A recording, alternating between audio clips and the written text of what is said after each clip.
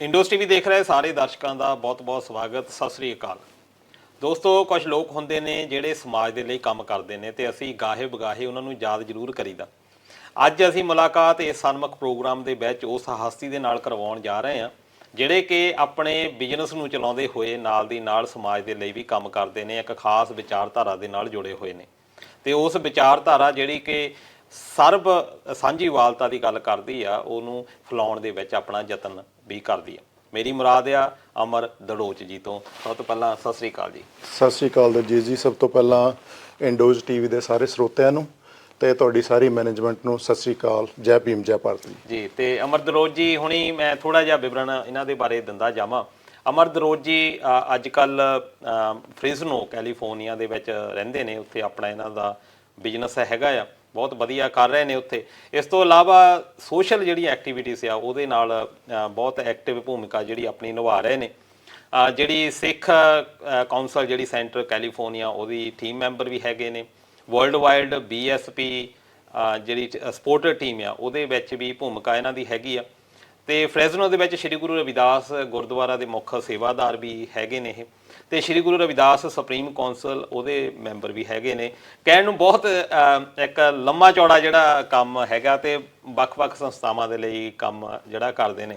ਤੇ ਦੜੋਚ ਸਾਹਿਬ, ਕਿਉਂਕਿ ਟਾਈਮ ਵੀ ਆਪਣੇ ਕੋਲ ਘੱਟ ਹੁੰਦਾ ਤੇ ਮੈਂ ਚਾਹੁੰਦਾ ਵੀ ਆਪਾਂ ਜ਼ਿਆਦਾ ਤੋਂ ਜ਼ਿਆਦਾ ਗੱਲਾਂ ਲੋਕਾਂ ਦੇ ਨਾਲ ਕਰੀਏ। ਪਹਿਲਾਂ ਤਾਂ ਆਪਾਂ ਇਹ ਹੋਇਆ ਕਿ ਤੁਸੀਂ ਆਏ ਹੋ ਉੱਥੋਂ ਤੇ ਆਸਟ੍ਰੇਲੀਆ ਵਿੱਚ ਪਹਿਲੀ ਵਾਰ ਆਏ ਹੋ ਤੁਸੀਂ? ਬਿਲਕੁਲ ਜੀ, ਪਹਿਲੀ ਵਾਰ ਆਸਟ੍ਰੇਲੀਆ ਚ ਆਏ। ਤੇ ਕਿੱਦਾਂ ਦਾ ਰਿਹਾ ਐਕਸਪੀਰੀਅੰਸ ਤੁਹਾਡਾ? ਬਹੁਤ ਵਧੀਆ ਜੀ। 4-5 ਦਿਨ ਹੋ ਗਏ ਇੱਥੇ ਆਏ ਹੋਏ ਨੂੰ ਤੇ ਬਹੁਤ ਵਧੀਆ ਲੱਗ ਰਿਹਾ ਜੀ। ਆਪਣੇ ਜਿਹੜੇ ਸਾਥੀ ਹੈਗੇ ਆ, ਆਪਣੇ ਸਮਾਜ ਦੇ ਲੋਕ ਆ, ਖੁਸ਼ੀ ਵੀ ਹੁੰਦੀ ਆ ਸਾਰਿਆਂ ਨੂੰ ਦੇਖ ਕੇ ਜੀ। ਹਾਂਜੀ। ਤੇ ਦੜੋਚ ਸਾਹਿਬ, ਜਿੱਦਾਂ ਹਰ ਇੱਕ ਬੰਦੇ ਦਾ ਉੱਥੇ ਜਾਂ ਕਹਿ ਲਓ ਵੀ ਅੱਜ ਤਾਂ ਪੰਜਾਬ ਦੇ ਵਿੱਚ ਇੱਕ ਸੁਪਨਾ ਹੋ ਗਿਆ ਕਿ ਅਸੀਂ ਬਾਹਰ ਜਾਣਾ ਜੀ, ਬਾਹਰ ਜਾ ਕੇ ਅਸੀਂ ਸੈੱਟ ਹੋ ਜਾਣਾ ਜੀ। ਜੀ ਤੁਸੀਂ ਚਲੋ ਤੁਸੀਂ ਬਹੁਤ ਦੇਰ ਦੇ ਸ਼ਾਇਦ 1995 ਦੇ ਤੁਸੀਂ ਬਾਹਰ ਗਏ ਹੋਏ ਹੋ ਜੀ। ਤੇ ਫਿਰ ਉਸ ਤੋਂ ਬਾਅਦ ਫਿਰ ਵੀ ਆਪਣੀਆਂ ਜੜ੍ਹਾਂ ਦੇ ਨਾਲ ਜੋੜਨਾ ਤੇ ਇਦਾਂ ਦੀ ਵਿਚਾਰਧਾਰਕ ਪੋਲੀਟੀਕਲ ਇੱਕ ਰਾਜਨੀਤਿਕ ਪ੍ਰਣਾਲੀ ਦੇ ਵਿੱਚ ਹਿੱਸੇਦਾਰੀ ਨਿਭਾਉਣਾ, ਇਹਦਾ ਕੀ ਕਾਰਨ ਹੈ? ਇਹਦਾ ਜੀ ਜਿੱਦਾਂ ਕਹਿੰਦੇ ਹੁੰਦੇ ਆ ਵੀ ਕੀ ਚੀਜ਼ਾਂ ਤੁਹਾਨੂੰ ਵਿਰਾਸਤ ਦੇ ਵਿੱਚ ਮਿਲਦੀਆਂ ਜੀ, ਇਹ ਵੀ ਇੱਕ ਤਰ੍ਹਾਂ ਦਾ ਵਿਰਾਸਤ ਦੇ ਵਿੱਚ ਹੀ ਮਿਲਿਆ ਜੀ। ਪਰਿਵਾਰ ਜਿਹੜਾ ਸੀਗਾ ਉਹ ਪਹਿਲਾਂ ਤੋਂ ਹੀ ਆਪਣੇ ਗੁਰੂ ਮਹਾਪੁਰਸ਼ਾਂ ਦੀ ਮੂਵਮੈਂਟ ਹੋਵੇ, ਬਾਬਾ ਸਾਹਿਬ ਡਾਕਟਰ ਅੰਬੇਡਕਰ ਦੀ ਮੂਵਮੈਂਟ ਹੋਵੇ, ਉਸ ਤੋਂ ਬਾਅਦ ਸਾਹਿਬ ਕਾਂਚੀ ਰਾਮ ਦੀ ਮੂਵਮੈਂਟ ਹੋਵੇ, ਪਰਿਵਾਰ ਹੀ ਜੁੜਿਆ ਹੋਇਆ ਜੀ। ਅਸੀਂ ਤੁਸੀਂ ਕਹਿ ਸਕਦੇ ਹੋ ਵੀ ਸਾਡਾ ਤਾਂ ਜਿਹੜਾ ਜਨਮ ਹੀ ਇੱਕ ਤਰ੍ਹਾਂ ਇਸ ਤਰ੍ਹਾਂ ਦੇ ਪਰਿਵਾਰ ਦੇ ਵਿੱਚ ਹੋਇਆ ਹੋਣ ਕਰਕੇ ਜਦੋਂ 95 ਦੇ ਵਿੱਚ ਇੱਥੇ ਵੀ ਆਏ ਤੇ ਬਸ ਉਹ ਜਿੱਦਾਂ ਤੁਸੀਂ ਕਿਹਾ ਵੀ ਜੜ੍ਹਾਂ ਨਾਲ ਜਿਹੜਾ ਜੋੜਨ ਵਾਲਾ ਆ, ਉਹ ਜੜ੍ਹਾਂ ਹੀ ਇੰਨੀਆਂ ਮਜ਼ਬੂਤ ਨੇ ਕਿ ਉਹ ਜਿਹੜੀਆਂ ਤੰਦਾਂ ਨੇ ਉਹ ਬਸ ਟੁੱਟਣ ਦਾ ਨਾਂ ਨਹੀਂ ਲੈਂਦੀਆਂ ਜੀ। ਇੱਥੇ ਹੋ ਕੇ ਕੰਮ ਵੀ ਕਰਦੇ ਆ, ਬਿਜ਼ਨਸ ਵੀ ਕਰਦੇ ਆ, ਸਾਰਾ ਕੁਝ ਸੈੱਟ ਵੀ ਕਰ ਲਿਆ, ਪਰ ਫਿਰ ਵੀ ਜਿਹੜੀ ਉਹ ਇੱਕ ਜਿਹੜੀ ਤਾਰ ਆ ਉਹ ਪਿੱਛੇ ਵੱਜਦੀ ਰਹਿੰਦੀ ਆ ਬਈ ਸਾਨੂੰ ਤਾਂ ਸਾਰਾ ਕੁਝ ਉਹ ਮਿਲ ਗਿਆ, ਜਿਹਦੇ ਕਰਕੇ ਸਾਡੇ ਮਹਾਂਪੁਰਸ਼ਾਂ ਨੇ ਇੰਨਾ ਲੰਬਾ ਆਪਣਾ ਸੰਘਰਸ਼ ਕੀਤਾ ਪਰਿਵਾਰ ਤੱਕ ਵੀ ਬਾਰੇ। ਪਰ ਜਿਹੜਾ ਬਹੁਤ ਵੱਡਾ ਆਪਣਾ ਤਬਕਾ ਉੱਥੇ ਹੈਗਾ ਉਹਨਾਂ ਨੂੰ ਉਹ ਚੀਜ਼ਾਂ ਨਹੀਂ ਮਿਲੀਆਂ। ਬਸ ਉਹ ਜਿਹੜੀਆਂ ਚੀਜ਼ਾਂ ਹੈਗੀਆਂ ਤੇ ਇੱਕ ਇਸ ਮਿਸ਼ਨ ਮੂਵਮੈਂਟ ਦੇ ਪ੍ਰਤੀ ਜਿਹੜੀ ਹੈਗੀ ਆ ਲਗਨ ਆ, ਉਹ ਬਸ ਇੱਥੇ ਆ ਕੇ ਵੀ ਟਿਕਣ ਨਹੀਂ ਦਿੰਦੀ ਜੀ। ਜੀ। ਤੇ ਬਹੁਜਨ ਸਮਾਜ ਪਾਰਟੀ ਵਰਲਡ ਵਾਈਡ ਤੁਸੀਂ ਗਰੁੱਪ ਚਲਾਉਂਦੇ ਹੋ ਜੀ, ਤੇ ਬਹੁਜਨ ਦੇ ਬਾਰੇ ਥੋੜਾ ਜਿਹਾ ਜ਼ਰੂਰ ਐਕਸਪਲੇਨ ਕਰੋ, ਕਿਉਂਕਿ ਬਹੁਜਨ ਦਾ ਮਤਲਬ ਤਾਂ ਇਹ ਹੁੰਦਾ ਆ ਵੀ ਬਹੁਤ ਸਾਰੇ ਲੋਕ ਜਾਂ ਇੱਕ ਬਹੁਤ ਲੋਕਾਂ ਦਾ ਇੱਕ ਕਲੈਕਟਿਵ ਸਮੂਹ। ਹਾਂਜੀ।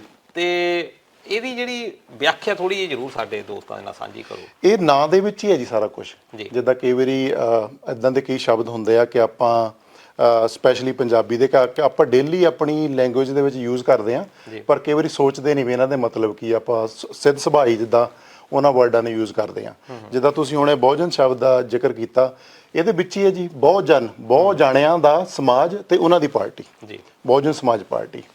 ਤੇ ਬਸ ਇਹੀ ਹੈ ਜੀ ਇਹਦਾ ਮਤਲਬ ਵੀ ਬਹੁਤ ਸਾਰਿਆਂ ਦੇ ਇੱਕ ਸਮੂਹ ਬਣਾ ਕੇ ਜਿਹੜਾ ਇੱਕ ਸਮਾਜ ਬਣਾ ਕੇ ਉਹਨਾਂ ਦੀ ਇੱਕ ਪਾਰਟੀ ਹੈ ਜੀ, ਪਾਰਟੀ ਹੈ। ਪਰ ਇਹ ਦੋਸ਼ ਇਹ ਲੱਗ ਜਾਂਦੇ ਆ ਵੀ ਇਹ ਖਾਸ ਇੱਕ ਕਾਸਟ ਨੂੰ ਹੀ ਇਹ ਜਿਹੜਾ ਬਿਲੋਂਗ ਕਰਦੇ ਆ ਤੇ ਜਿਹੜੀ ਹੋਰ ਕਾਸਟਾਂ ਦਾ ਨਹੀਂ। ਜੇ ਬਹੁਜਨ ਆ ਤਾਂ ਬਾਕੀ ਕਾਸਟਾਂ ਕਿੱਥੇ ਆ, ਉਹ ਇਸ ਪਾਰਟੀ ਦੇ ਨਾਲ ਕਿਉਂ ਨਹੀਂ ਜੁੜੀਆਂ? ਇਹ ਤੁਹਾਡਾ ਬਹੁਤ ਵਧੀਆ ਸਵਾਲ ਹੈ ਜੀ। ਇਹਦੇ ਵਿੱਚ ਮੈਂ ਇੱਦਾਂ ਕਹਿੰਦਾ ਹੁੰਦਾ ਕਿ ਅਸਲ 'ਚ ਜਿਹੜੀ ਸਾਨੂੰ ਜਾਣਕਾਰੀ ਮਿਲਦੀ ਆ, ਅਸੀਂ ਕੀ ਦੇਖਦੇ ਹਾਂ ਕਿ ਜਦੋਂ ਪੰਜਾਬ ਇੰਡੀਆ ਤੋਂ ਅਸੀਂ ਇੱਥੇ ਬਾਹਰ ਆਏ, ਬਾਹਰ ਆ ਕੇ ਵੀ ਇਹ ਦੇਖਣ ਨੂੰ ਮਿਲਿਆ ਕਿ ਜਿਹੜਾ ਬਾਹਰਲਾ ਵੀ ਮੀਡੀਆ ਹੈਗਾ ਨਾ ਜੀ, ਕੁਝ ਤੁਹਾਡੇ ਵਰਗੇ ਇੰਡੋਜ਼ ਟੀਵੀ ਨੂੰ ਦੀ ਆਪਾਂ ਐਕਸੈਪਸ਼ਨ ਰੱਖ ਲਈਏ, ਇੱਕ ਦੋ ਹੋਰ ਜਿਹੜੇ ਚੈਨਲ ਹੈਗੇ ਆ ਜਾਂ ਮੀਡੀਆ ਆਊਟਲੈਟਸ ਹੈਗੀਆਂ ਆ, ਪਰ ਮੋਸਟਲੀ ਜਿਹੜਾ ਹੈਗਾ ਨਾ ਜੀ ਉਹ ਉੱਥੇ ਦੇ ਪ੍ਰਭਾਵ ਅੰਡਰ ਹੀ ਇੱਥੇ ਕੰਮ ਕਰਦੇ ਆ। ਜਿਹੜੀਆਂ ਚੀਜ਼ਾਂ ਤੁਹਾਨੂੰ ਉੱਥੇ ਸੁਣਨ ਨੂੰ ਮਿਲਣਗੀਆਂ ਪੰਜਾਬ ਦੇ ਵਿੱਚ ਜਾਂ ਇੰਡੀਆ ਲੈਵਲ ਦੇ ਉੱਤੇ, ਉਹੀ ਚੀਜ਼ਾਂ ਜਿਹੜੀਆਂ ਹੈਗੀਆਂ ਤੁਹਾਨੂੰ ਬਾਹਰ ਸੁਣਨ ਨੂੰ ਮਿਲਦੀਆਂ। ਕਿਉਂਕਿ ਜਿਹੜਾ ਪ੍ਰਿੰਟਡ ਮੀਡੀਆ ਲੈ ਲਓ, ਚਾਹੇ ਤੁਸੀਂ ਆਹ ਡਿਜੀਟਲ ਮੀਡੀਆ ਲੈ ਲਓ, ਇਹ ਤਕਰੀਬਨ ਉਸੇ ਸਿਸਟਮ ਦੀ ਜਕੜ ਦੇ ਵਿੱਚ ਹੈਗਾ ਆ, ਜਿਸ ਸਿਸਟਮ ਦੀ ਜਕੜ ਦੇ ਵਿੱਚ ਸਾਡਾ ਉੱਥੇ ਸਮਾਜ ਹੈਗਾ ਆ। ਸੋ ਜਿਹੜੇ ਸੋਰਸ ਆਫ ਇਨਫੋਰਮੇਸ਼ਨ ਹੈਗੇ ਆ ਨਾ, ਜਿੱਦਾਂ ਇਹ ਸਪੈਸ਼ਲੀ ਇਹ ਬਹੁਜਨ ਸਮਾਜ ਪਾਰਟੀ ਹੋਵੇ ਜਾਂ ਬਹੁਜਨ ਮਹਾਪੁਰਸ਼ਾਂ ਦੀ ਮੂਵਮੈਂਟ ਹੋਵੇ, ਇਹਦੇ ਬਾਰੇ ਬਹੁਤ ਸਾਰਾ ਜਿਹੜਾ ਮਿਸਕਨਸੈਪਸ਼ਨ ਹੈਗੇ ਆ ਉਹ ਮੀਡੀਆ ਦੁਆਰਾ ਹੀ ਫੈਲਾਏ ਜਾਂਦੇ ਆ। ਤੇ ਮੀਡੀਆ ਉਹਨਾਂ ਲੋਕਾਂ ਦੇ ਅੰਡਰ ਹੀ ਹੈਗਾ ਆ ਜਿਹੜੇ ਇਹਨਾਂ ਲੋਕਾਂ ਨੂੰ ਇਹਨਾਂ ਦਾ ਬਣਦਾ ਹੱਕ ਨਹੀਂ ਦੇਣਾ ਚਾਹੁੰਦੇ। ਲੜਾਈ ਤੇ ਹੱਕਾਂ ਦੀ ਆ, ਇੱਥੇ ਵੀ ਆ ਕੇ ਆਪਾਂ ਦੇਖਦੇ ਆ ਇੱਥੇ ਦੇ ਲੋਕ ਵੀ ਆਪਣੇ ਹੱਕਾਂ ਲਈ ਲੜਦੇ ਆ। ਸੋ ਉੱਥੇ ਦੇ ਲੋਕ ਜਿਹੜੇ ਹੈਗੇ ਆ ਉਹਨਾਂ ਨੂੰ ਬਸ ਉਹਨਾਂ ਦਾ ਬਣਦਾ ਜਿਹੜਾ ਹੱਕ ਨਹੀਂ ਦੇਣਾ ਚਾਹੁੰਦੇ, ਤੇ ਜਿਹੜੀ ਇਨਫੋਰਮੇਸ਼ਨ ਆ ਉਹ ਉਹਨਾਂ ਸੋਰਸਾਂ ਤੋਂ ਇੱਥੇ ਆਉਂਦੀ ਆ। ਇਸ ਕਰਕੇ ਆਪਾਂ ਨੂੰ ਲੱਗਦਾ ਰਹਿੰਦਾ ਵੀ ਆ ਜਿਹੜੇ ਕਾਮਯਾਬ ਨਹੀਂ ਹੋਈ ਜੀ ਪਾਰਟੀ, ਇਹ ਇੱਕ ਪਰਟੀਕੂਲਰ ਸਮੂਹ ਦੀ ਪਾਰਟੀ ਇਦਾਂ ਨਹੀਂ ਹੈ। ਜੇ ਚਮਾਰ ਸਮਾਜ ਪਾਰਟੀ ਜ਼ਿਆਦਾ ਚਮਾਰ ਕਮਿਊਨਿਟੀ ਦੇ ਨਾਲ ਹੀ ਜਿਹੜਾ ਬਹੁਜਨ ਸਮਾਜ ਪਾਰਟੀ ਨੂੰ ਜੇ ਆਪਾਂ ਸਿੱਧੇ ਫਰੈਂਕਲੀ ਬੋਲੀਏ ਤਾਂ ਇਹਦੇ ਨਾਲ ਹੀ ਜੋੜਿਆ ਜਾਂਦਾ ਮੋਸਟਲੀ ਵੀ ਇਹ ਚਮਾਰਾਂ ਦੀ ਪਾਰਟੀ ਹੈ ਜੀ। ਸੋ ਮੈਂ ਸੋਚਦਾ ਹੁੰਦਾ ਵੀ ਜੇ ਚਮਾਰਾਂ ਦੀ ਹੀ ਪਾਰਟੀ ਬਣਾਉਣੀ ਸੀ ਤਾਂ ਸਾਹਿਬ ਕਾਂਸ਼ੀ ਰਾਮ ਕਿਹੜਾ ਨਿਆਣੇ ਸੀਗੇ, ਉਹ ਬਹੁਤ ਐਡੇ ਤਕੜੇ ਫਿਲਾਸਫਰ ਹੋਇਆ, ਉਹ ਚਮਾਰ ਸਮਾਜ ਪਾਰਟੀ ਰੱਖ ਸਕਦੇ ਸੀ। ਉਹਨਾਂ ਨੂੰ ਬਹੁਜਨ ਸਮਾਜ ਪਾਰਟੀ ਰੱਖਣ ਦੀ ਕੀ ਲੋੜ ਪੈ ਗਈ? ਇਸ ਕਰਕੇ ਜਿਹੜੀ ਬਹੁਜਨ ਸਮਾਜ ਪਾਰਟੀ ਹੈ ਨਾ ਜੀ, ਇਹ ਅਸਲ ਦੇ ਵਿੱਚ ਤਾਂ ਪੂਰੇ ਹੁਣ ਇੰਡੀਆ ਦੀ ਪਾਰਟੀ ਇਹਨੂੰ ਕਹਿ ਸਕਦੇ ਹਾਂ। ਕਿਉਂਕਿ ਜਦੋਂ ਭੈਣ ਜੀ ਪਹਿਲੀ ਵਾਰੀ ਮੁੱਖ ਮੰਤਰੀ ਬਣੇ 95 ਦੇ ਵਿੱਚ 2 ਜੂਨ 1995 ਨੂੰ, ਤਾਂ ਉਹਨਾਂ ਦੀ ਸਟੇਟਮੈਂਟ ਹੈ ਇਹ ਵੀ ਜਿਹੜੀ ਹੁਣ ਤੱਕ ਸੀਗੀ, ਮੈਂ ਇਹਨਾਂ ਪਰਟੀਕੂਲਰ ਬਹੁਜਨ ਸਮਾਜ ਜਿਹਨੂੰ ਆਪਾਂ 85% ਉਹਦੇ ਵਿੱਚ ਆਉਂਦੇ ਆ ਜੀ, ਬਹੁਜਨ ਦੇ ਵਿੱਚ 85% ਆਉਂਦੇ ਆ, SC ST OBC ਤੇ ਸਾਰੀਆਂ ਮਾਈਨੋਰਟੀਜ਼, ਜਿਹਦੇ ਵਿੱਚ ਸਿੱਖ ਮੁਸਲਿਮ ਈਸਾਈ ਸਾਰੇ ਆਉਂਦੇ ਆ। ਇਹਨੂੰ ਬਣਾ ਕੇ ਬਹੁਜਨ ਬਣਾਇਆ ਸੀ ਸਾਹਿਬ ਕਾਂਸ਼ੀ ਰਾਮ ਨੇ। ਪਰ ਜਦੋਂ ਭੈਣ ਜੀ ਪਹਿਲੀ ਵਾਰੀ ਮੁੱਖ ਮੰਤਰੀ ਬਣਦੇ ਆ, ਉਹਨਾਂ ਨੇ ਕਿਹਾ ਵੀ ਮੈਨੂੰ ਹੁਣ ਤੱਕ ਜਿਹੜਾ ਹੈਗਾ, ਅਸੀਂ ਬਹੁਜਨ ਸਮਾਜ ਦੇ ਨੇਤਾ ਸੀਗੇ, ਪਰ ਕਿਉਂਕਿ ਹੁਣ ਮੈਂ ਮੁੱਖ ਮੰਤਰੀ ਬਣ ਗਈ ਹਾਂ, ਹੁਣ ਮੈਂ ਸਰਵ ਸਮਾਜ ਦੀ ਨੇਤਾ ਹਾਂ। ਕਿਉਂਕਿ ਜਦੋਂ ਕੋਈ ਵੀ ਤੁਸੀਂ ਇੱਥੇ ਦੇਖਿਆ ਹੋਣਾ ਕਿ ਆਪਣੀ ਜਿਹੜਾ ਇੱਥੇ ਇਲੈਕਟਡ ਸਿਸਟਮ ਹੈਗਾ ਆ, ਚਾਹੇ ਆਸਟ੍ਰੇਲੀਆ ਅਮਰੀਕਾ ਦਾ ਵੀ ਹੈਗਾ, ਜਦੋਂ ਤੁਹਾਨੂੰ ਕੋਈ ਵੋਟਾਂ ਪਾ ਕੇ ਜਿਤਾ ਦਿੰਦਾ ਤਾਂ ਤੁਸੀਂ ਉਹ ਪੂਰੇ ਏਰੀਏ ਦੇ ਜਿਹੜੇ ਹੈਗੇ ਰੈਪਰਜੈਂਟੇਸ਼ਨ ਕਰਨੀ ਹੁੰਦੀ ਆ, ਨਾ ਕਿ ਜਿਹਨੇ ਸਿਰਫ ਤੁਹਾਨੂੰ ਵੋਟਾਂ ਪਾਈਆਂ। ਸੋ ਇਸ ਕਰਕੇ ਹੁਣ ਤਾਂ ਇਹ ਸਰਵ ਸਮਾਜ ਦੀ ਪਾਰਟੀ ਹੈ ਜੀ।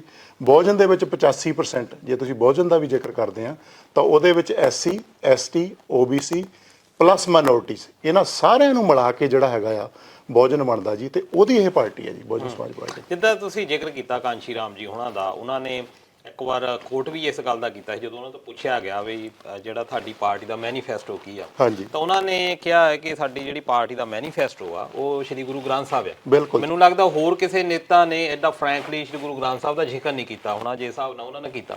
ਪਰ ਜੇ ਅਸੀਂ ਪੰਜਾਬ ਦੇ ਹਾਲਾਤਾਂ ਦੀ ਅਸੀਂ ਗੱਲ ਕਰੀਏ, ਪੰਜਾਬ ਇਹ ਕਿਹਾ ਜਾਂਦਾ ਗੁਰੂਆਂ ਪੀਰਾਂ ਭਗਤਾਂ ਦੀ ਧਰਤੀ ਆ, ਪਰ ਉੱਥੇ ਜੇ ਸਾਡਾ ਮੈਨੀਫੈਸਟੋ ਸ਼੍ਰੀ ਗੁਰੂ ਗ੍ਰੰਥ ਸਾਹਿਬ ਆ, ਫਿਰ ਉੱਥੇ ਇਹ ਪਾਰਟੀ ਕਿਉਂ ਲੋਕਾਂ ਤੱਕ ਨਹੀਂ ਚੜ ਪਾਈ? ਜਾਂ ਜਿਹੜੇ ਸਿੱਖੀਜ਼ਮ, ਜਿੱਦਾਂ ਤੁਸੀਂ ਹੁਣੇ ਗੱਲ ਕੀਤੀ ਆ, ਮਿਨੋਰਟੀਜ਼ ਦੀ ਗੱਲ ਕੀਤੀ ਆ ਕਿ ਸਿੱਖ ਜਿਹੜੇ ਉਹ ਵੀ ਮਿਨੋਰਟੀਜ਼ ਦੇ ਵਿੱਚ ਆਉਂਦੇ ਆ, ਤੇ ਉਹ ਫਿਰ ਸਿੱਖਾਂ ਦੇ ਵਿੱਚ ਇੰਨੀ ਪਾਰਟੀ ਪਪੂਲਰ ਕਿਉਂ ਨਹੀਂ ਹੋਈ, ਜਾਂ ਕਿਉਂ ਨਹੀਂ ਉਹਨਾਂ ਨੇ ਸਵੀਕਾਰ ਕੀਤਾ ਇਹਨੂੰ? ਅਸਲ ਦੇ ਵਿੱਚ ਨਾ ਜੀ, ਇਹਦੇ ਵਿੱਚ ਇਦਾਂ ਨਹੀਂ ਆਪਾਂ ਕਹਿ ਸਕਦੇ ਕਿ ਕਾਮਯਾਬ ਨਹੀਂ ਹੋਈ। ਕਿਉਂਕਿ ਦੇਖੋ ਹਜੇ 84 ਦੇ ਵਿੱਚ ਬਹੁਜਨ ਸਮਾਜ ਪਾਰਟੀ ਬਣੀ ਆ, ਤੇ ਹੁਣ ਦੇਖ ਲਓ ਵੀ ਆਪਾਂ 2024 ਦੇ ਵਿੱਚ ਆ ਗਏ ਆ, ਤਾਂ ਜ਼ਿਆਦਾ ਸਮਾਂ ਹਜੇ ਜਿਹੜਾ ਆ ਇਹਨੂੰ ਹਜੇ ਬਣੀ ਨੂੰ ਨਹੀਂ ਹੋਇਆ। ਤੁਸੀਂ ਦੇਖੋ ਵੀ BJP ਜਿਹੜੀ ਹੈਗੀ ਆ ਕਦੋਂ ਦੀ ਬਣੀ ਹੋਈ ਆ, ਤੇ ਹੁਣ ਆ ਕੇ ਉਹ ਕਿੰਨੇ ਸਾਲਾਂ ਬਾਅਦ ਕਾਮਯਾਬ ਹੋਈ ਹੈਗੀ ਆ। ਸੋ ਇਸ ਤਰ੍ਹਾਂ ਨਹੀਂ ਆ ਇਹ ਆਪਾਂ ਇਹਨੂੰ ਕਹਿ ਸਕਦੇ ਕਿ ਕਾਮਯਾਬ ਨਹੀਂ ਹੋਈ। ਤੁਸੀਂ ਦੇਖੋ 84 ਦੇ ਵਿੱਚ ਪਾਰਟੀ ਬਣੀ ਆ, ਤੇ 89 ਦੇ ਵਿੱਚ ਬਹੁਜਨ ਸਮਾਜ ਪਾਰਟੀ ਦੇ 3 MP ਬਣਦੇ ਆ ਜੀ ਇੰਡੀਆ ਲੈਵਲ ਦੇ ਉੱਤੇ। ਉਹਨਾਂ ਦੇ ਵਿੱਚ ਇੱਕ ਪੰਜਾਬ ਤੋਂ ਸੀ, ਹਰਭਜਨ ਲਾਖਾ ਜੀ ਫਲੋਰ ਤੋਂ ਜਿੱਤ ਕੇ ਗਏ ਆ। ਉਸ ਤੋਂ ਬਾਅਦ 92 ਦੇ ਵਿੱਚ 9 MLA ਬਣੇ ਪਾਰਟੀ ਦੇ। ਉਸ ਤੋਂ ਬਾਅਦ 96 ਦੇ ਵਿੱਚ ਫਿਰ ਦੁਬਾਰਾ 3 MP ਬਣੇ ਬਹੁਜਨ ਸਮਾਜ ਪਾਰਟੀ ਦੇ, ਜਿਨ੍ਹਾਂ ਵਿੱਚੋਂ ਖੁਦ ਸਾਹਿਬ ਕਾਂਸ਼ੀ ਰਾਮ ਜੀ ਜਿਹੜੇ ਆ ਉਹ ਹੁਸ਼ਿਆਰਪੁਰ ਦੀ ਸੀਟ ਤੋਂ ਜਿੱਤ ਕੇ MP ਜਿਹੜੇ ਆ ਜਾਂਦੇ ਆ। ਸੋ ਇਸ ਤਰੀਕੇ ਨਾਲ ਨਹੀਂ ਕਹਿ ਸਕਦੇ ਕਿ ਕਾਮਯਾਬ ਨਹੀਂ ਹੋਈ। ਬਾਕੀ ਇਹਦੀ ਕਾਮਯਾਬੀ ਨੂੰ ਜਿਹੜਾ ਹੈਗਾ ਆ, ਜਿਸ ਤਰੀਕੇ ਨਾਲ ਬਾਕੀ ਪਾਰਟੀਆਂ ਦੀ ਗੱਲ ਨੂੰ ਬਹੁਤ ਵੱਡੇ ਪੱਧਰ ਦੇ ਉੱਤੇ ਪ੍ਰਸਾਰਿਆ ਜਾਂਦਾ ਵੀ ਬਹੁਤ ਵੱਡੀਆਂ ਮੱਲਾਂ ਮਾਰ ਲਈਆਂ, ਇਹਨਾਂ ਲੋਕਾਂ ਦੇ ਕੋਲ ਉੱਦਾਂ ਦੇ ਸੋਰਸਿਸ ਨਹੀਂ ਹੈਗੇ। ਕਿਉਂਕਿ ਇਹ ਜਿਹੜੀ ਪਾਰਟੀ ਹੈਗੀ ਆ, ਤੁਸੀਂ ਦੇਖਿਆ ਹੋਣਾ ਕਿ ਇਹਨਾਂ ਦੇ ਪਿੱਛੇ ਤੁਹਾਨੂੰ ਅਡਾਣੀ ਅੰਬਾਨੀ ਨਹੀਂ ਮਿਲਦੇ। ਬਿਲਕੁਲ ਇਹ ਗਰਾਊਂਡ ਦੇ ਉੱਤੋਂ ਜਿਹੜੀ ਆ ਇੱਕ ਕੇਡਰਾਈਜ਼ ਪਾਰਟੀ ਆ। ਸੋ ਕੇਡਰ ਜਿਹੜਾ ਇਹਨਾਂ ਦਾ ਹੈਗਾ ਆ ਉਹ ਬਹੁਤ ਗਰੀਬ ਤਬਕਾ ਹੈਗਾ ਆ, ਦਿਹਾੜੀ ਦੱਪੇ ਵਾਲੇ ਜ਼ਿਆਦਾ ਬੰਦੇ ਹੈਗੇ ਆ। ਸੋ ਉਹ ਆਪਣਾ ਕੋਈ 50 ਰੁਪਏ ਦਿੰਦਾ ਹੈਗਾ ਇਹਦੀ ਮੈਂਬਰਸ਼ਿਪ ਲੈਣ ਲਈ, ਕੋਈ 100 ਰੁਪਈਆ ਦਿੰਦਾ। ਹੁਣ ਪਿੱਛੇ ਜੇ 200 ਰੁਪਈਏ ਸੀਗੀ, ਉਹ ਕਈਆਂ ਨੇ ਕੰਪਲੇਂਟ ਕੀਤੀ ਕਿ 200 ਜ਼ਿਆਦਾ ਆ। ਤੁਸੀਂ ਬਿਲੀਵ ਕਰੋਗੇ ਕਿ ਹੁਣ ਫਿਰ ਦੁਬਾਰਾ ਉਹ 50 ਰੁਪਏ ਦੇ ਉੱਤੇ ਮੈਂਬਰਸ਼ਿਪ ਜਿਹੜੀ ਇਸ ਪਾਰਟੀ ਦੀ ਆ ਗਈ।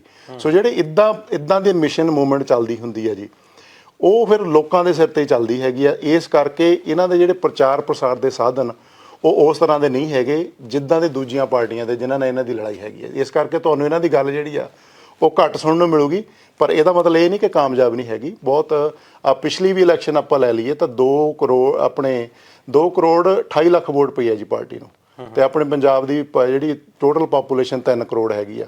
ਸੋ ਇਹ ਤੋਂ ਤੁਸੀਂ ਅੰਦਾਜ਼ਾ, ਹਜੇ ਵੀ ਰਾਈਟ ਨਾਓ ਵੀ ਭਾਰਤ ਦੇਸ਼ ਦੇ ਵਿੱਚ 3ਜੇ ਨੰਬਰ ਦੀ ਜਿਹੜੀ ਨੈਸ਼ਨਲ ਪਾਰਟੀ ਹੈਗੀ ਆ ਜੀ ਬਹੁਜਨ ਸਮਾਜ ਪਾਰਟੀ।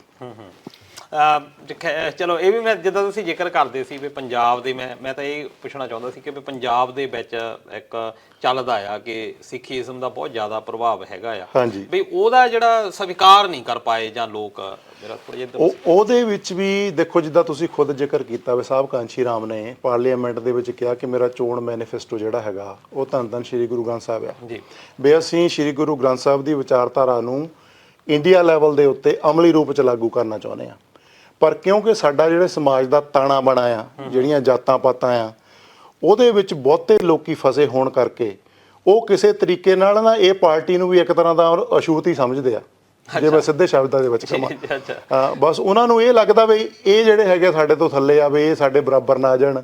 ਇਦਾਂ ਦੀ ਸੋਚ ਜਿਹੜੀ ਹੈਗੀ ਹੈ। ਈਵਨ ਕਿ ਤੁਸੀਂ ਆਪਾਂ ਗੁਰੂ ਗ੍ਰੰਥ ਸਾਹਿਬ ਦਾ ਜ਼ਿਕਰ ਕੀਤਾ, ਤੁਸੀਂ ਦੇਖੋ ਉਹਦੇ ਵਿੱਚ 35 ਮਹਾਂਪੁਰਸ਼ਾਂ ਦੀ ਬਾਣੀ ਆ, ਕੋਈ ਕਿਸੇ ਤਬਕੇ ਤੋਂ ਆਉਂਦਾ, ਕੋਈ ਕਿਤੇ ਆਉਂਦਾ, ਵੀ ਇੱਕ ਸਮੂਹ ਬਣਿਆ ਹੋਇਆ। ਉਹ ਤੋਂ ਵੱਡਾ ਜਿਹੜਾ ਆ ਬਹੁਜਨ ਸਮਾਜ ਆ, ਉਹ ਦੁਨੀਆ ਦੇ ਵਿੱਚ ਕਿਤੇ ਵੀ ਇਦਾਂ ਦੀ ਹੋਰ ਮਿਸਾਲ ਨਹੀਂ ਮਿਲਦੀ ਜਿੱਥੇ ਤੁਹਾਨੂੰ ਬਣਿਆ ਅਮਲੀ ਰੂਪ ਦੇ ਵਿੱਚ ਬਣਿਆ ਮਿਲਦਾ ਹੋਵੇ।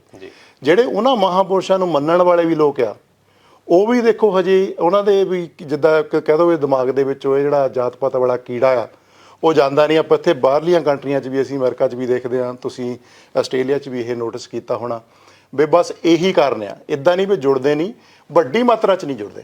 ਜਿਸ ਤਰੀਕੇ ਨਾਲ ਹੋਰ ਪਾਰਟੀਆਂ ਨਾਲ ਜੁੜ ਜਾਂਦੇ ਆ ਉਸ ਤਰੀਕੇ ਨਾਲ ਨਹੀਂ ਜੁੜਦੇ। ਪਰ ਬਹੁਤ ਸਾਰੇ ਜਿਹੜੇ ਕੇਡਰਾਈਜ਼ ਬੰਦੇ ਹੈਗੇ ਆ, ਤੁਸੀਂ ਹੈਰਾਨ ਹੋਵੋਗੇ ਕਿ ਸਾਹਿਬ ਕਾਂਸ਼ੀ ਰਾਮ ਦੇ ਨਾਲ ਕੰਮ ਕਰਨ ਵਾਲੇ ਕੱਲਾ ਚਮਾਰ ਤਬਕਾ ਨਹੀਂ ਸੀਗਾ, ਸਾਰੀਆਂ ਕਮਿਊਨਿਟੀਆਂ ਸੀਗੀਆਂ। ਜਿੱਦਾਂ ਤੁਸੀਂ ਜ਼ਿਕਰ ਕਰਦੇ ਆ ਨਾ, ਇੱਕ ਤਾਂ ਬਹੁਤਿਆਂ ਨੂੰ ਇਹੀ ਕਲੀਅਰ ਨਹੀਂ ਹੁੰਦਾ, ਜਿੱਦਾਂ ਆਪਾਂ ਕਹਿੰਦੇ ਆ ਵੀ ਇੱਕ ਬ੍ਰਾਹਮਣ ਨੇ ਤਾਂ 4 ਵਰਨ ਬਣਾਏ ਸੀ ਭਾਜੀ, ਬ੍ਰਾਹਮਣ, ਕਸ਼ੱਤਰੀ, ਵੈਸ਼ ਤੇ ਸ਼ੂਦਰ।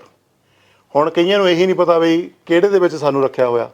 ਮੈਂ ਕਹਿੰਦਾ ਉਹਨਾਂ ਨੂੰ ਸਿੱਧੇ ਤਰੀਕੇ ਨਾਲ ਸਮਝਣਾ ਹੋਵੇ ਤਾਂ ਤੁਸੀਂ ਇੱਦਾਂ ਸਮਝ ਸਕਦੇ ਆ ਵੀ ਜੇ ਮੈਂ ਬ੍ਰਾਹਮਣ ਨਹੀਂ, ਜੇ ਮੈਂ ਕਸ਼ੱਤਰੀ ਨਹੀਂ, ਜੇ ਮੈਂ ਵੈਸ਼ ਨਹੀਂ, ਤਾਂ ਇਹਦਾ ਮਤਲਬ ਤੁਸੀਂ ਚੌਥੀ ਕੈਟਾਗਰੀ ਦੇ ਵਿੱਚ ਆਉਂਦੇ। ਸਾਰੀਆਂ ਜਾਤਾਂ ਜਿੰਨੀਆਂ ਹੈਗੀਆਂ ਆ ਉਹ ਸਾਰੀਆਂ ਚੌਥੀ ਕੈਟਾਗਰੀ ਦੇ ਵਿੱਚ ਹੀ ਆ। ਉੱਪਰ ਵਾਲੀਆਂ ਤਾਂ ਜਿਹੜੇ ਉਹ ਤਾਂ ਵਰਨ ਨੇ ਤੇ ਜਾਤਾਂ ਨੇ। ਜਿਹਦੀ ਜਾਤ ਆ ਉਹ ਉਸ ਸੋਚ ਦੇ ਅਕੋਰਡਿੰਗਲੀ ਜਿਹੜੀ ਗੈਰ ਮਾਨਵਤਾਵਾਦੀ ਆ, ਤੁਹਾਨੂੰ ਉਹ ਸਾਰੇ ਸ਼ੂਦਰ ਹੀ ਮੰਨਦੇ ਆ।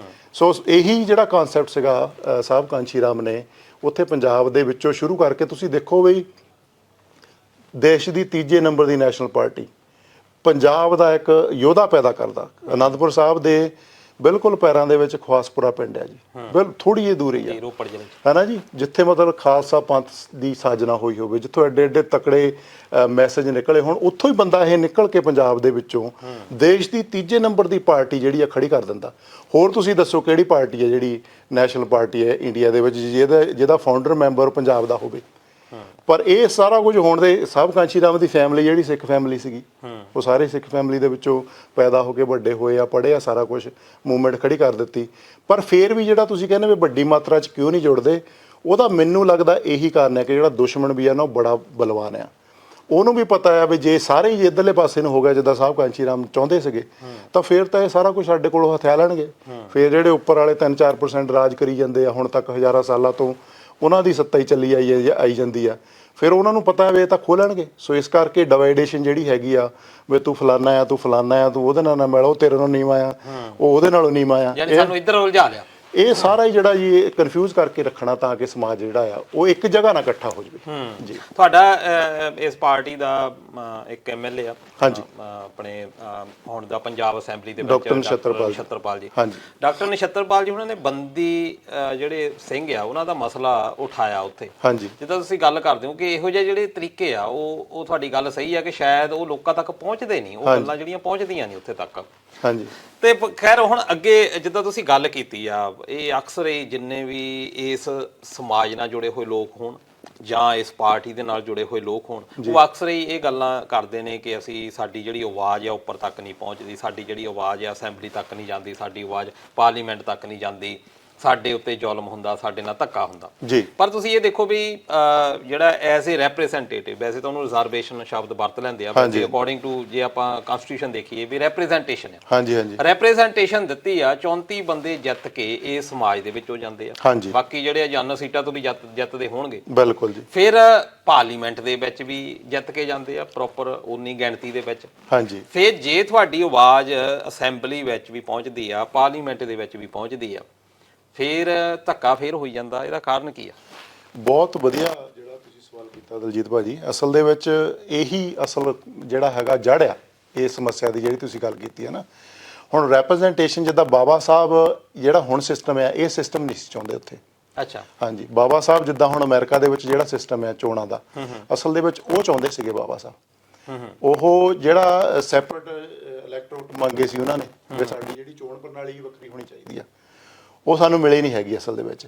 ਹੁਣ ਕੀ ਹੁੰਦਾ ਆ ਕਿ ਜਿੱਦਾਂ ਤੁਸੀਂ ਜ਼ਿਕਰ ਕੀਤਾ ਕਿ 34 ਜਿਹੜੇ ਐਮਐਲਏ ਆ, ਉਹ ਹਰੇਕ ਸਰਕਾਰ ਦੇ ਵਿੱਚ ਇਸੇ ਸਮਾਜ ਦੇ ਵਿੱਚੋਂ, ਐਸੀ ਸਮਾਜ ਦੇ ਵਿੱਚੋਂ ਜਾਂਦੇ ਆ ਜੀ। ਇਸੇ ਤਰੀਕੇ ਨਾਲ ਐਮਪੀ ਵੀ ਜਿਹੜੀ ਉਹਨਾਂ ਦੀ ਜਿਹੜੀ ਤੁਸੀਂ ਰਿਜ਼ਰਵੇਸ਼ਨ ਦੀ ਗੱਲ ਕਰਦੇ ਆ, ਅਸਲ ਦੇ ਵਿੱਚ ਅਸਲੀ ਵਰਡ ਰੈਪਰੈਜ਼ੈਂਟੇਸ਼ਨ ਆ।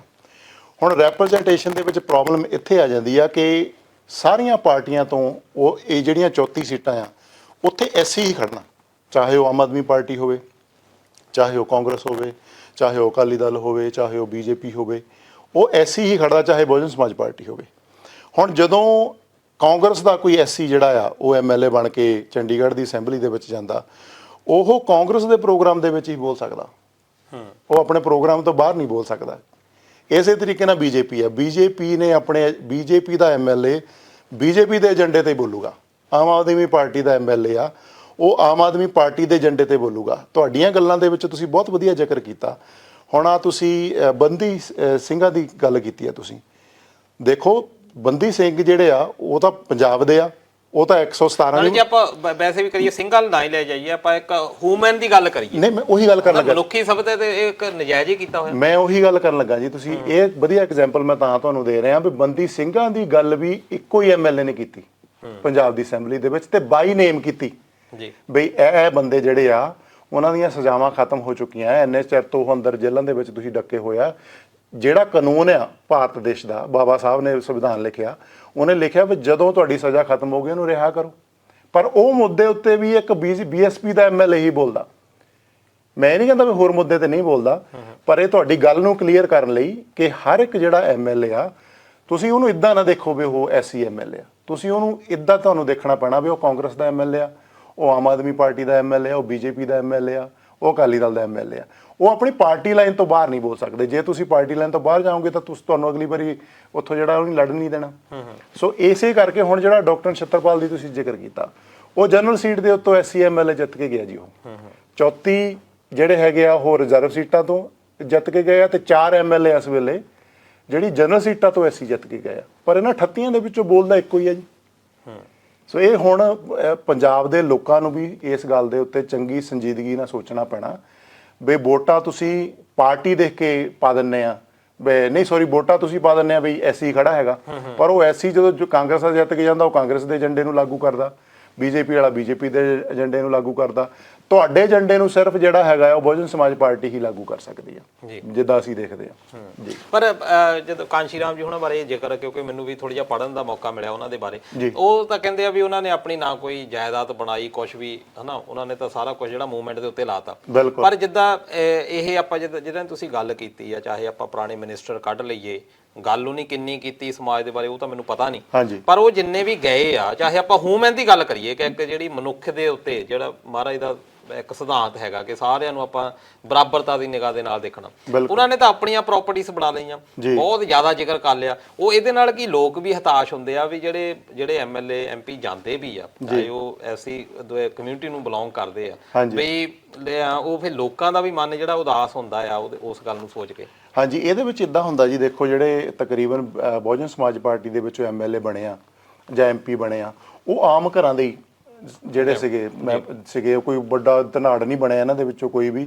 ਹੁਣ ਜਦੋਂ ਤੁਸੀਂ ਐਮਐਲਏ ਐਮਪੀ ਬਣਦੇ ਥੋੜਾ ਬਹੁਤਾ ਘਰ ਤਾਂ ਤੁਹਾਨੂੰ ਸਵਾਰਨਾ ਪੈਂਦਾ, ਕਿਉਂਕਿ ਸਰਕਾਰੀ ਜਿਹੜਾ ਅਮਲ ਆਇਆ ਉਹਨੇ ਤੁਹਾਡੇ ਘਰ ਆਉਣਾ ਜਾਣਾ ਤੁਹਾਡਾ ਸ਼ੁਰੂ ਹੋ ਜਾਂਦਾ। ਆਪਣੇ ਲੋਕਾਂ ਨੂੰ ਇਦਾਂ ਲੱਗਣ ਲੱਗ ਪੈਂਦਾ ਵੀ ਇਹਦਾ 2 ਕਮਰੇ ਬਣ ਗਏ, ਤਾਂ ਉਹਨਾਂ ਨੂੰ ਇਦਾਂ ਲੱਗਣ ਲੱਗ ਪੈਂਦਾ ਵੀ ਬਹੁਤ ਇਹਨੇ ਕੁਝ। ਦੂਜੀਆਂ ਪਾਰਟੀਆਂ ਦੇ ਤਾਂ ਬਹੁਤ ਧਨਾੜ ਆ, ਮੈਂ ਉਹਨਾਂ ਦਾ ਜ਼ਿਕਰ ਕਰਦਾ ਕਿ ਉਹਦਾ ਬਹੁਤ ਜ਼ਿਆਦਾ ਉੱਪਰ ਧਨਾੜ ਚਲੇਗਾ। ਦੂਜੀਆਂ ਪਾਰਟੀਆਂ ਦੇ ਫਿਰ ਇਹ ਵੀ ਹੁਣ ਸਮਾਜ ਨੂੰ ਸੋਚਣਾ ਪਊਗਾ ਵੀ ਇੱਕ ਜਿਹੜਾ ਐਮਐਲਏ, ਮੈਂ ਉਹੀ ਗੱਲ ਕਰਦਾ ਕਿ ਸਮਾਜ ਜਦੋਂ ਪਾਉਂਦਾ ਉਹ ਸਵਾਲ ਨਹੀਂ ਕਰਦਾ ਕਿ ਤੁਸੀਂ ਆਪਣੀਆਂ ਜਿਹੜਾ ਇੰਨੇ ਫੈਕਟਰੀਜ਼ ਬਣ ਗਈਆਂ, ਇੰਨੇ ਤੁਸੀਂ ਚੱਲੇ ਕਿੱਥੋਂ ਸੀ ਤੇ ਕਿੱਥੇ ਤੱਕ ਤੁਸੀਂ ਪਹੁੰਚ ਗਏ, ਸਮਾਜ ਦੀ ਗੱਲ ਨਹੀਂ ਹੋਈ ਕੋਈ। ਤੁਸੀਂ ਦੇਖੋ ਜੀ, ਤੁਸੀਂ ਹੈਰਾਨ ਹੋਵੋਗੇ ਵੀ ਇੱਕ ਐਮਐਲਏ ਦੀ ਤਨਖਾਹ ਜਿਹੜੀ ਸਰਕਾਰੀ ਆ ਉਹ ਆਹ 2024 ਦੇ ਵਿੱਚ 82,000 ਰੁਪਈਆ ਹੈ। ਤੁਸੀਂ ਆ ਜਿਹੜੀ ਗੱਲ ਕੀਤੀ ਆ ਵੀ ਉਹ ਕਿੱਥੋਂ ਬਣਾ ਲੈਂਦੇ, ਇਹ ਤਾਂ ਫਿਰ ਹੁਣ ਸਮਾਜ ਸੋਚੇ ਵੀ 82,000 ਦੀ ਤਨਖਾਹ ਲੈਣ ਵਾਲਾ ਬੰਦਾ ਉਹ ਕਿੱਦਾਂ 1 ਸਾਲ ਦੇ ਵਿੱਚ ਕਰੋੜਾਂ ਦੀਆਂ ਕੋਠੀਆਂ ਬਣਾ ਲੈਂਦਾ ਆ, ਕਰੋੜਾਂ ਦੇ ਬਿਜ਼ਨਸ ਖੜੇ ਕਰ ਲੈਂਦਾ ਆ।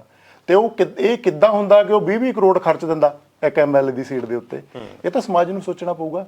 ਜਿਹਨੇ ਹੁਣ 20 ਕਰੋੜ ਲਾ ਕੇ ਸੀਟ ਜਿੱਤਣੀ ਆ ਉਹ ਤਾਂ ਫਿਰ ਪਹਿਲਾਂ ਆਪਣਾ 20 ਕਰੋੜ ਹੀ ਪੂਰਾ ਕਰੂਗਾ, ਉਹਦਾ ਤਾਂ ਫਿਰ ਆਪਣਾ ਹਿੱਤ ਵਿੱਚ ਆ ਗਿਆ ਨਾ। ਸੋ ਇਸ ਕਰਕੇ ਇਹ ਤਾਂ ਸਮਾਜ ਨੂੰ ਸੋਚਣਾ ਪਊਗਾ, ਇਹ ਤਾਂ ਪੰਜਾਬੀਆਂ ਨੂੰ ਸੋਚਣਾ ਪਊਗਾ ਕਿ ਜਿਹੜੇ ਅਸਲੀ ਉਹਨਾਂ ਦੀ ਰੈਪਰੈਜ਼ੈਂਟੇਸ਼ਨ ਕਰਨ ਵਾਲੇ ਬੰਦੇ ਆ ਉਹਨਾਂ ਨੂੰ ਚੁਣ ਕੇ ਉੱਪਰ ਭੇਜਿਆ ਜਾਵੇ। ਜੀ, ਜਿੱਦਾਂ ਬੀਐਸਪੀ ਵਰਲਡ ਵਾਈਡ ਜਿਹੜੀ ਟੀਮ ਆ, ਤੁਸੀਂ world wide BSP support, world wide BSP support team, ਉਹਦੇ ਨਾਲ ਤੁਸੀਂ ਜੁੜੇ ਹੋਏ ਹੋ। ਹਾਂਜੀ ਹਾਂਜੀ। ਜਿੱਦਾਂ ਆਪਾਂ ਪਹਿਲਾਂ ਹੀ ਗੱਲ ਕੀਤੀ ਵੀ ਇਹਨੂੰ ਇਹ ਖਾਸ ਪਾਰਟੀ ਜਾਤ ਦੇ ਨਾਲ ਜੋੜ ਦਿੱਤਾ ਜਾਂਦਾ ਪਾਰਟੀ ਨੂੰ, ਜਦ ਕਿ ਜਿਹੜੀ ਆਪਾਂ ਗੱਲ ਕਰਦੇ ਆ ਪਾਰਟੀ ਤੋਂ ਵੀ ਉੱਪਰ ਉੱਠ ਕੇ ਆਪਾਂ ਇੱਕ ਜਿਹੜਾ ਸੰਦੇਸ਼ ਦੇਣਾ ਜਾਂ ਮਾਨਵਤਾਵਾਦੀ ਸੰਦੇਸ਼ ਕਹਿ ਲਓ ਜਾਂ ਇੱਕ ਸਿਧਾਂਤ ਦੀ ਜਿਹਦੀ ਆਪਾਂ ਗੱਲ ਕਰਦੇ ਆ, ਉਹਦੇ ਵਿੱਚ ਖਾਸ ਉਹਦੇ ਜੇ ਆਪਾਂ ਓਬੀਸੀ ਤੇ ਬੀਸੀ ਦੀ ਗੱਲ ਆਪਾਂ ਕਰੀਏ, ਹਾਂਜੀ, ਉਹ ਲੋਕਾਂ ਤੱਕ ਅਜੇ ਤੱਕ ਗੱਲ ਨਹੀਂ ਪਹੁੰਚੀ। ਤੁਹਾਡੀ ਇਹ ਟੀਮ ਉਹਦੇ ਲਈ ਕੁਝ ਯਤਨ ਕਰ ਰਹੀ ਹੈ? ਬਿਲਕੁਲ ਜੀ, ਸਾਡੀ ਟੀਮ ਜਿਹੜੀ ਹੈਗੀ ਆ, ਸਾਡੀ ਟੀਮ ਵੀ ਕਰ ਰਹੀ ਹੈ ਤੇ ਇਹ ਬਹੁਜਨ ਸਮਾਜ ਪਾਰਟੀ ਵੀ ਕਰ ਰਹੀ ਹੈ। ਅੱਛਾ, ਇੱਕੋ ਹੀ ਪਾਰਟੀ ਆ ਮੈਨੂੰ ਲੱਗਦਾ ਪੂਰੇ ਭਾਰਤ ਦੇਸ਼ ਦੇ ਵਿੱਚ ਜਿਹਨੇ ਇਹ ਨਾਰਾ ਦਿੱਤਾ ਹੋਵੇ ਵੀ ਜਾਤ ਤੋੜੋ ਸਮਾਜ ਜੋੜੋ। ਸਾਹਿਬ ਕਾਂਸ਼ੀ ਰਾਮ ਨੇ ਨਾਰਾ ਦਿੱਤਾ ਸੀਗਾ ਵੀ ਜਾਤ ਨੂੰ ਤੋੜੋ ਤੇ ਸਮਾਜ ਜੋੜੋ, ਜਾਤ ਤੋੜ ਕੇ ਇੱਕ ਵੱਡੀ ਜਮਾਤ ਬਣਾਓ। ਉਹ ਕਹਿੰਦੇ ਹੁੰਦੇ ਸੀਗੇ ਜੇ ਤੁਸੀਂ ਆਪਣੇ ਹੱਕਾਂ ਹਕੂਕਾਂ ਦੀ ਰਾਖੀ ਕਰਨੀ ਆ, ਤੁਸੀਂ ਚਾਹੁੰਦੇ ਆ ਵੀ ਮਾਨਵਤਾਵਾਦੀ ਜਿਹੜੇ ਹੱਕ ਆ ਉਹ ਹਰ ਇੱਕ ਇਨਸਾਨ ਨੂੰ ਬਰਾਬਰ ਮਿਲਣ, ਕਿਉਂਕਿ ਗੁਰੂ ਗ੍ਰੰਥ ਸਾਹਿਬ ਵੀ ਇਹੀ ਕਹਿੰਦਾ। ਗੁਰੂ ਗ੍ਰੰਥ ਸਾਹਿਬ ਵੀ ਅਸਲ ਦੇ ਵਿੱਚ ਜਾਤ ਤੋੜੋ ਤੇ ਸਮਾਜ ਜੋੜੋ ਦੀ ਗੱਲ ਕਰਦਾ। ਤੁਸੀਂ ਦੇਖੋ ਕਿ ਇਹਨਾਂ ਦੇ ਨਾਅਰਿਆਂ ਦੇ ਵਿੱਚ ਵੀ ਜਿਹੜਾ ਹੈਗਾ ਆ ਉਹ ਗੁਰੂ ਗ੍ਰੰਥ ਸਾਹਿਬ ਦੀ ਵਿਚਾਰਧਾਰਾ ਜਾਂ ਜਿਹੜੇ ਮਾਨਵਤਾਵਾਦੀ ਮਹਾਪੁਰਸ਼ ਹੋਏ ਆ ਉਸ ਦੇਸ਼ ਦੇ ਵਿੱਚ, ਉਹ ਇੱਕੋ ਹੀ ਆ ਪਾਰਟੀ ਜਿਹਦੇ ਵਿੱਚ ਜਿਨ੍ਹਾਂ ਦੇ ਨਾਅਰਿਆਂ ਦੇ ਵਿੱਚ ਉਹ ਚੀਜ਼ਾਂ ਤੁਹਾਨੂੰ ਮਿਲਣਗੀਆਂ। ਜਿਸ ਕੀ ਜਿਤਨੀ ਸੰਖਿਆ ਭਾਰੀ ਉਸਦੀ ਉਤਨੀ ਹਿੱਸੇਦਾਰੀ, ਇਸ ਪਾਰਟੀ ਨੇ ਕਿਹਾ ਵੀ ਸੰਖਿਆ ਦੇ ਅਕੋਰਡਿੰਗਲੀ ਜਿਹਦੀ ਜਿੰਨੀ ਸੰਖਿਆ ਹੈ ਨਾ ਉਹਨੂੰ ਉਹਦਾ ਬਣਦਾ ਉਹਨਾਂ ਹਿੱਸਾ ਦਵੋ, ਕਿਸੇ ਦਾ ਖੋ ਕੇ ਨਾ ਦਵੋ। ਸਰਕਾਰ ਦੇ ਵਿੱਚੋਂ ਜਿਹੜਾ ਉਹਨਾਂ ਦਾ ਬਣਦਾ ਹਿੱਸਾ ਆ ਉਹ ਉਹਨਾਂ ਨੂੰ ਦਵੋ। ਇੱਕੋ ਹੀ ਪਾਰਟੀ ਆ ਜਿਹੜੀ ਜਾਤ ਤੋੜੋ ਤੇ ਸਮਾਜ ਜੋੜੋ ਦੀ ਗੱਲ ਕਰਦੀ ਹੈ। ਦੇਖ ਲਓ ਜੀ ਤੁਸੀਂ, ਹੋਰ ਦੱਸੋ ਕਿਹੜੀ ਪਾਰਟੀ ਕਰਦੀ ਹੈ? ਬਾਕੀ ਪਾਰਟੀ ਦੇ ਇਦਾਂ ਆ, ਚਾਹੇ ਕਾਂਗਰਸ ਲੈ ਲਈ, ਅਕਾਲੀ ਦਲ ਲੈ ਲਓ, ਨਹੀਂ ਤਾਂ ਐਸਸੀ ਵਿੰਗ ਵੀ ਬਣਾਏ ਆ, ਬੀਸੀ ਵਿੰਗ ਵੀ ਬਣਾਏ ਆ। ਇਹਨਾਂ ਤਾਂ ਮੈਨੂੰ ਲੱਗਦਾ ਹੋਰ ਜਿਹੜਾ ਡਿਸਕ੍ਰਿਮੀਨੇਸ਼ਨ ਕਰ ਦਿੱਤਾ ਅੱਗੇ ਜਾ ਕੇ। ਬਿਲਕੁਲ ਜੀ, ਤੁਸੀਂ ਦੇਖੋ ਵੀ ਇੱਕੋ ਹੀ ਪਾਰਟੀ ਆ ਜਿਹਦੇ ਵਿੱਚ ਐਸਸੀ ਵਿੰਗ ਏਦਾਂ ਤੁਹਾਨੂੰ ਇਸ ਤਰ੍ਹਾਂ ਦੇ ਵਿੰਗ ਨਹੀਂ ਮਿਲਣੇ। ਉਹ ਕਹਿੰਦੇ ਇੱਕੋ ਹੀ ਪਾਰਟੀ ਆ, ਸਾਰਿਆਂ ਨੂੰ ਬਹੁਜਨ ਮਹਾਪੁਰਸ਼ਾਂ ਦੀ ਵਿਚਾਰਧਾਰਾ ਥੱਲੇ ਲੈ ਕੇ ਆਓ, ਚਾਹੇ ਉਹ ਜਿਹੜੀ ਮਰਜ਼ੀ ਕਮਿਊਨਿਟੀ ਨੂੰ ਬਿਲੋਂਗ ਕਰਦਾ ਹੋਵੇ। ਈਵਨ ਕਿ ਤੁਸੀਂ ਹੁਣ ਵੀ ਜਿਹੜਾ ਪੰਜਾਬ ਦਾ ਸਟਰਕਚਰ ਹੈ ਨਾ ਬਹੁਜਨ ਸਮਾਜ ਪਾਰਟੀ ਦਾ, ਤੁਸੀਂ ਦੇਖੋ ਤੁਹਾਨੂੰ ਉਹਦੇ ਵਿੱਚ ਬਹੁਜਨ ਸਮਾਜ ਮਿਲੂਗਾ। ਤੁਸੀਂ ਜਿੱਦਾਂ ਕਹਿੰਦੇ ਨਾ ਵੀ ਇੱਕ ਪਾਰਟਿਕੂਲਰ ਸਮਾਜ ਦੀ ਪਾਰਟੀ ਆ, ਉਹਨਾਂ ਦੇ ਤੁਸੀਂ ਸੰਗਠਨ ਦਾ ਪੂਰੀ ਜਿਹੜਾ ਵੇਰਵਾ ਮੰਗਾ ਕੇ ਦੇਖਿਓ, ਤੁਹਾਨੂੰ ਜਨਰਲ ਸਕੱਤਰ ਜਿਹੜੇ ਹਰ ਇੱਕ ਸਮਾਜ ਦੇ ਵਿੱਚੋਂ ਅੱਜ ਵੀ ਹੁਣ ਦੀ ਜਿਹੜੀ ਇਹਨਾਂ ਦੀ ਸਟਰਕਚਰ ਹੈਗਾ ਉਹਦੇ ਵਿੱਚ ਮਿਲਣਗੇ। ਬਸ ਲੋਕਾਂ ਤੱਕ ਇਹ ਗੱਲ ਪਹੁੰਚਦੀ ਨਹੀਂ, ਇਹ ਪ੍ਰੋਬਲਮ ਹੈ ਅਸਲ ਦੇ ਵਿੱਚ। ਇਹਨਾਂ ਦਾ ਜਿਹੜਾ ਮੈਸੇਜ ਆ ਉਹ ਲੋਕਾਂ ਤੱਕ ਪਹੁੰਚਦਾ ਨਹੀਂ ਹੈਗਾ, ਬਸ ਇਹੀ ਕਮੀ ਹੈਗੀ ਹੈ ਜੀ। ਹਾਂਜੀ, ਤੇ ਦਰੋਜ ਸਾਹਿਬ ਬਹੁਤ ਵਧੀਆ ਲੱਗਾ ਸਾਡੇ ਨਾਲ ਗੱਲ ਕਰਕੇ, ਤੇ ਵਧੀਆ ਗੱਲਾਂ ਸੀ। ਚਾਹੁੰਦੇ ਸੀ ਵੀ ਹੋਰ ਵੀ ਆਪਾਂ ਗੱਲਾਂ ਬਾਤਾਂ ਕਰੀਏ, ਪਰ ਟਾਈਮ ਘੱਟ ਆ। ਨੈਕਸਟ ਟਾਈਮ ਜਦੋਂ ਵੀ ਤੁਸੀਂ ਆਏ ਤਾਂ ਆਪਾਂ ਹੋਰ ਵੀ ਇਹਦੇ ਉੱਤੇ ਗੱਲਾਂ ਬਾਤਾਂ ਕਰਾਂਗੇ। ਤੇ ਸਭ ਤੋਂ ਪਹਿਲਾਂ ਬਹੁਤ ਬਹੁਤ ਤੁਹਾਡਾ ਧੰਨਵਾਦ। ਥੈਂਕ ਯੂ ਜੀ, ਥੈਂਕ ਯੂ। ਆਸ ਕਰਦੇ ਆ ਵੀ ਅੱਗੇ ਤੋਂ ਵੀ ਆਪਾਂ ਇਦਾਂ ਮਿਲਾਂਗੇ। ਤੇ ਦੋਸਤੋ, ਤੁਹਾਨੂੰ ਕਿੱਦਾਂ ਲੱਗੀਆਂ ਇਹ ਗੱਲਾਂ ਬਾਤਾਂ? ਤੁਸੀਂ ਵੀ ਆਪਣੀ ਫੀਡਬੈਕ ਜਿਹੜੀ ਆ ਸਾਡੇ ਨਾਲ ਸਾਂਝੀ ਕਰ ਸਕਦੇ ਹੋ। ਜਿਵੇਂ ਕਿ ਗੱਲ ਕੀ ਹੈ ਕਿ ਮਾਨਵਤਾਵਾਦੀ ਸੋਚ, ਇਹਦੇ ਉੱਤੇ ਵਿਚਾਰ ਕਰਨੀ ਪੈਣੀ ਆ। ਜਿਹਦਾ ਮਹਾਰਾਜ ਨੇ ਗੱਲ ਕੀਤੀ ਆ ਕਿ ਸਾਰੇ ਲੋਕ ਬਰਾਬਰ ਨੇ, ਕਿ ਅਸੀਂ ਸੱਚੀ ਬਰਾਬਰ ਆ, ਤੇ ਬਰਾਬਰਤਾ ਦੇ ਲਈ ਅਸੀਂ ਕੀ ਕੀਤਾ। ਹਾਂ, ਤੇ ਇਹਦੇ ਬਾਰੇ ਵੀ ਸੋਚਣਾ ਜਿਹੜਾ ਆ ਬਣਦਾ ਆ। ਤੇ ਮਿਲਾਂਗੇ ਅਗਲੇ ਪ੍ਰੋਗਰਾਮ ਵਿੱਚ ਇੱਕ ਨਵੀਂ ਸ਼ਖਸੀਅਤ ਦੇ ਨਾਲ। ਉਦੋਂ ਤੱਕ ਆਪਣਾ ਖਿਆਲ ਰੱਖਿਓ, ਜੁੜੇ ਰਹੋ ਸਨਮੁਖ ਪ੍ਰੋਗਰਾਮ ਦੇ ਨਾਲ। ਮੈਨੂੰ ਦਲਜੀਤ ਸਿੰਘ ਨੂੰ ਦਿਓ ਇਜਾਜ਼ਤ। ਸਤਿ ਸ੍ਰੀ ਅਕਾਲ। ਸਤਿ ਸ੍ਰੀ ਅਕਾਲ।